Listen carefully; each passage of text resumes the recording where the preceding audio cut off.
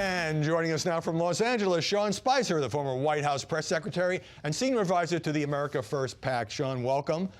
We were talking a few moments ago about, good morning to you.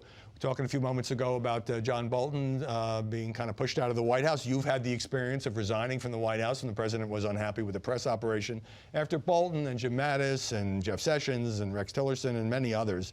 The media verdict seems to be that the president eventually loses patience with almost everyone who works for him. Your thoughts? Well, I think in this case it's a little bit different. I think obviously Ambassador Bolton has served this country well, but at some point the president needs people surrounding him who want to implement his agenda and not theirs. And there's clearly right now a divide between what Ambassador Bolton thought was the correct foreign policy, particularly with respect to Syria and other Libya and other hotspots.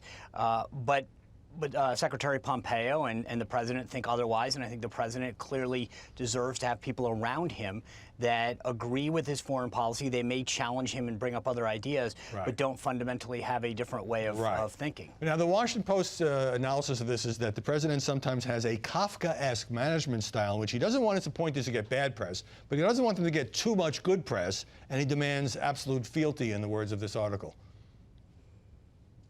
Well, again, I think this is more of a policy thing than anything else. I don't think that John Bolton was on the cover of too many magazines or out in front of it. But I think what press there was talking about the divergence that they had on the hotspots that currently exist, particularly North Korea and Syria and other places, Iran, where Ambassador Bolton showed a difference of what he thought the right policy was. And the president deserves to have people around him that understand his agenda and are ready to implement it and not go in a different direction. It's one thing to challenge him and bring up new ideas.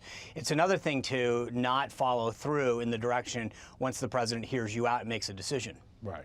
Let's turn to the breaking news. The New York Times story today, two reporters who have written a book about the Brett Kavanaugh nomination, saying that there is a second alleged incident. This is, 35 years ago, party at Yale, drunken dorm party, which the now Supreme Court justice said to have exposed himself. The problem with the story, as we talked about earlier, is that the former classmate who's making this claim didn't talk to the reporters. They say they talked to two people who talked to the classmate, and the woman who allegedly was the victim of this supposed incident didn't talk at all, and her friends say she doesn't remember it.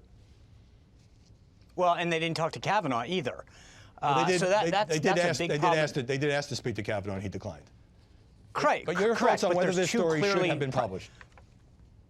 Correct, but there's two sources in this. One that clearly know. One is Kavanaugh, one is Ms. Ramirez. Neither one of them spoke to the Times. That seems problematic on its face, that neither person who are primary sources in this particular story were spoken to.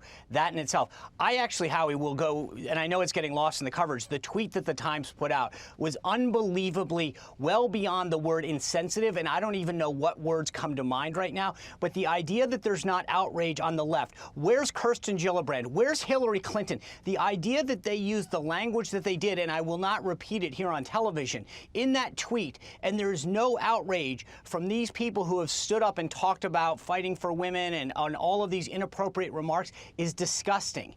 The idea that other colleagues at the New York Times who sit there and watch this happen aren't speaking out and saying this is not acceptable at the Times. Time and time again, the New York Times has a pattern of doing inappropriate things. Last week, we saw the political editor reveal all of these anti-Semitic tweets. And everyone at the New York Times that sits there and lets it go by is complicit. So for all of the talk about what Donald Trump says and does, that coming from the New York Times, they need to mind their own house first. They've got a problem with anti-Semitic comments from their own staff. This was clearly a highly inappropriate tweet that was put out. Another example of the folks online doing stuff. And the idea that everyone washes it away. The New York Times has a serious problem. And the idea that every one of those journalists that work there, their other colleagues, and all these folks on the left that claim to have this holier-than-thou attitude are silent just shows you the hypocrisy that goes on right now. Let me just jump in and clarify. The Times did delete the tweet. It began with essentially a woman being confronted with and by the way, they said it was Sean, let me Whoa, finish. hold on, Let me- Howard, Sean, you're let me glossing finish. over it. They said it was poorly worded. Then they got hit again. Then they deleted it. Then Okay. they finally said they apologized. All right. Without repeating it, it had to do with a woman being confronted with someone's genitals, and it was utterly tasteless. The anti-Semitic comments by this editor were from 10 years ago, but I agree with your overall point. Let me turn finally to Andrew McCabe, the former, the fired deputy director of the FBI. He was recently hired as a CNN contributor. He is now, according to many reports at Fox and elsewhere, facing a likely indictment. What position does that put CNN in, which puts him on the air? And colleagues are saying he's a great colleague, but he could well be facing criminal charges.